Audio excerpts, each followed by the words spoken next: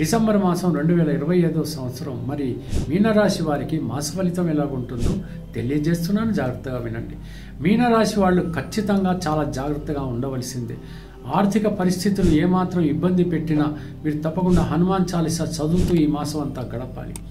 అనేక పరిస్థితుల్లో మీరు ఎన్నో ఛాలెంజెస్ ఎదుర్కొనేటువంటి పరిస్థితులు ఏర్పడవచ్చు.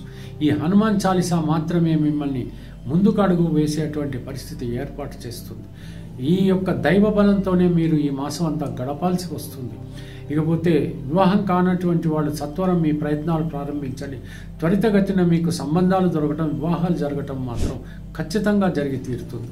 ఉద్యోగ ప్రయత్నాలు చేస్తున్నటువంటి వాళ్ళు కొంచెం జాగ్రత్తగా ఎక్కువగా ప్రయత్నం చేయండి. తప్పకుండా మీ యోగ్యతను బట్టి ఉద్యోగాలు దొరికేటువంటి అవకాశాలు కూడా కనపడుతున్నాయి.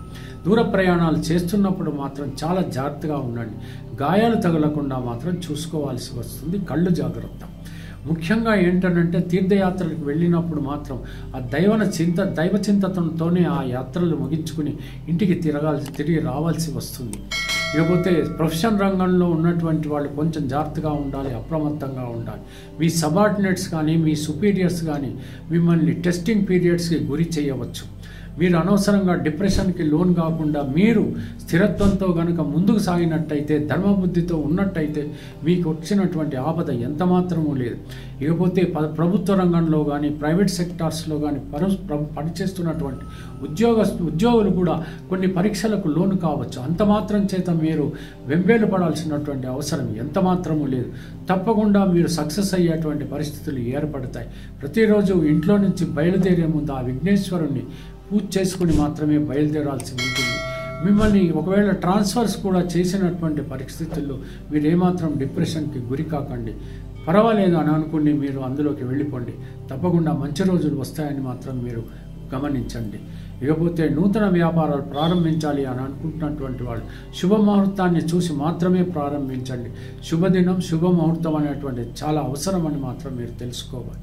ఆరోగ్యం జాగ్రత్త. ప్రేమికుల మధ్యన కొంత ఏదైనా చిన్న ప్రాబ్లమ్స్, ఆ మిస్అండర్స్టాండింగ్స్ వచ్చినటువంటి పక్షంలో గ్రహరీత్యా మాత్రమే అని తెలుసుకోవాలి. ఎవరి వల్ల పొరపాటు జరగలేదని అర్థం చేసుకొని ప్రేమ, అభిమానం, అనురాగాన్ని పెంచుకొని సాధ్యమైనంత త్వరలో వివాహాలు చేసుకునేటువంటి ప్రయత్నాలు మీరు చెయ్యాలి. అటువంటి పక్షంలో వచ్చినటువంటి ఏమీ ప్రాబ్లం లేదు. ఇకపోతే విదేశాలకు వెళ్ళాలి అని అనుకుంటున్నటువంటి వాళ్ళు చదువు కోసమో ఉద్యోగం కోసం పరిస్థితుల ప్రభావాలు చూసిన తర్వాత మీకు అర్హత, యోగ్యత ఉంటే తప్పకుండా అలాంటి ప్రయత్నాలు చేయండి. కోర్టు కేసులు ఉన్నటువంటి వాళ్ళు పోస్ట్ పోన్ చేసుకోవడానికి ప్రయత్నించండి.